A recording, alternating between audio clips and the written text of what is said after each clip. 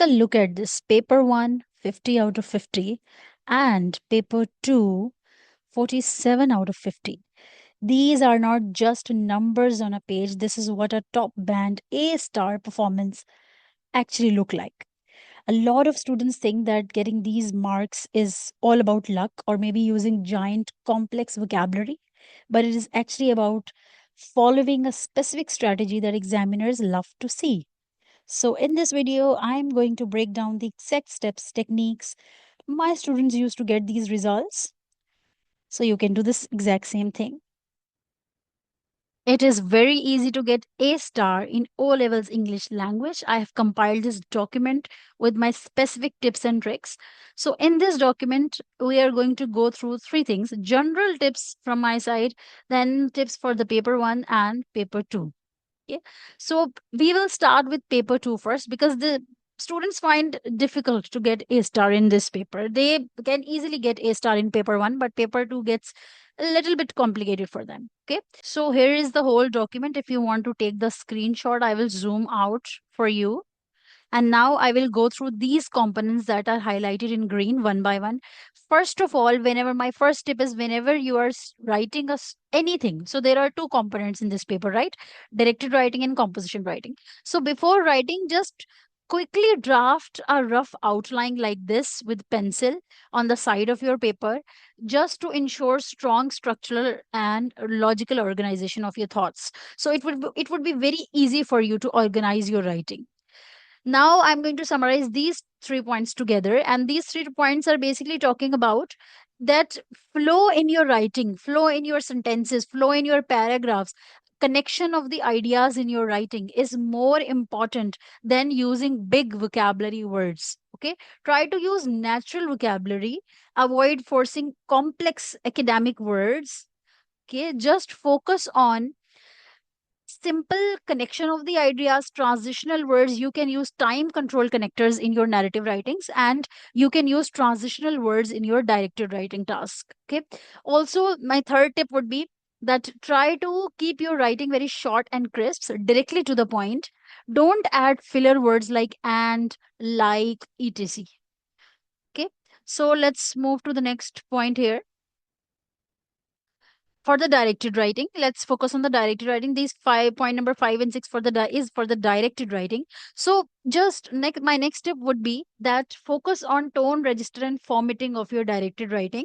So in directed writing, everything is very similar. You need to evaluate, you need to develop, you need to have one intro paragraph, closing paragraph. So try to focus on the layouts and the guidelines of the layouts, but the main difference is between the tone and the register of all these seven components. And I'm going to show you a picture in which you can see the difference between tone and register of these writing styles, like formal email, letter, report, informal letter, email, semi-formal speech, and semi-formal article. So you can take screenshot of this, and this is specifically for the tone and register, because this is the main difference that the examiner is going to look for in your writings, the difference between tone and the register of whatever component you get in your exam. Okay. So now let's move to the composition writing part. So composition writing has two sections: descriptive writing and then narrative writing. So in descriptive writing is basically you're describing a picture with five senses. So how can you basically structure this? Take those five senses and create five paragraphs, five detailed paragraphs, painting a vivid, immersive mental image in your reader's mind and also in your examiner's mind. Okay. And the last component is a story writing, which is basically narrative writing. So you will focus on three act structure in this. You have to have a proper composition, your characters, your setting of the story, and then you have to have a conflict, the main central problem, and then you have to have a transformative ending in which something changes at the end. Okay. And also keep the plot of your story very grounded. Don't make it very fictional. Like, don't take your characters in the space, otherwise it would be very hard for you to balance the control the characters and the pace of your story. Okay. So these are the tips from my side for paper 2. Now let's move to the paper 1. So so this is the guide for paper 1, And if you want to take a screenshot, you can. Now I'm going to explain these 5 to 6 points one by one in very easy, simple wording. That let's start with the comprehension passage, because this paper has comprehension passage, summary writing, and short response. So in basically, read your questions first before your text. Okay, it will give you an idea that what you need to spot in your comprehension passage. Okay, then explicit questions, you have explicit questions in your question one. So basically, even if you write one word answer exactly to the point, without any unnecessary additions, you will get marks. Okay, just focus on what the character is asking you to pick from the text. In implicit questions, try to look for the director's writer's intentions. What are the underlying hints? What are the textual clues? And look beyond the direct facts. You can easily solve these questions. It's not very hard to solve explicit and implicit questions. The situation changes when it is about use of language question. So, in use of language questions, how would you differentiate this question from these two parts? Right. This is basically question number 3 of your paper one. Use of language question.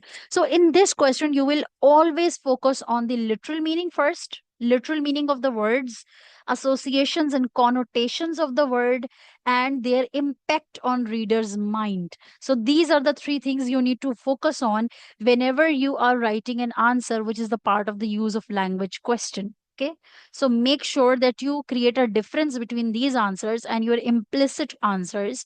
In these answers, you will only talk about the language, okay, the words, literal meanings, synonyms, associations, connotations, and then impact on the reader's mind, impact on the whoever is reading your whoever is reading the story, or whoever is reading the comprehension passage.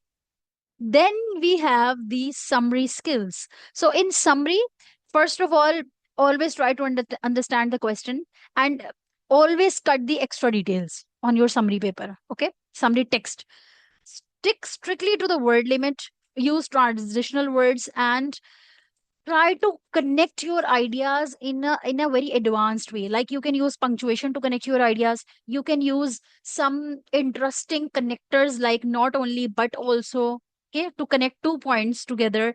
And also you can use transitional words to connect your ideas. Okay, so these are the 3 things that you can use to connect your ideas, to show, to get marks in language as well.